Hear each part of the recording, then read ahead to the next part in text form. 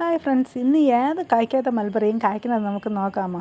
ഇതുപോലെ നമ്മൾ കട്ട് ചെയ്ത് വിട്ടാണ് നമുക്ക് മൾബറി കിട്ടണം. നിറയെ ഈ തെളുപ്പുകളിലെല്ലാം മൾബറി പഴം നിൽക്കുന്നത്, മൾബറി നിൽക്കുന്നുണ്ട്. ഇത് പാകിസ്ഥാൻ മൾബറിയാണ്, നല്ല നീളമുള്ള മൾബറിയാണ്.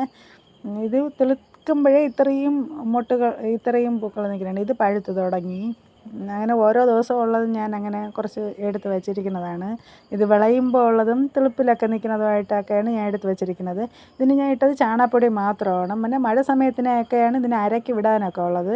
അപ്പോൾ ഇത്രയും നല്ല നീളമുള്ള ഫ്രൂട്ടൊക്കെ കിട്ടി. ഇത് പാകിസ്ഥാൻ മൾബറി. ഇതാണെങ്കിൽ നാടൻ ഇന്ത്യൻ മൾബറിയാണ്.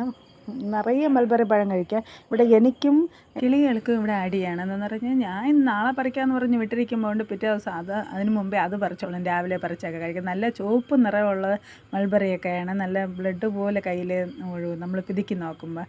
അങ്ങനെ നമ്മൾ മൾബറിയൊക്കെ കഴിച്ചു. അങ്ങനെ ചേട്ടൻ വന്നു. അപ്പോൾ ആ ചേട്ടനും കൂടെ കൊടുത്തു. അപ്പം ചേട്ടന് പിന്നെ ബാക്കിയുള്ളതെല്ലാം പറിക്കണമെന്നായി.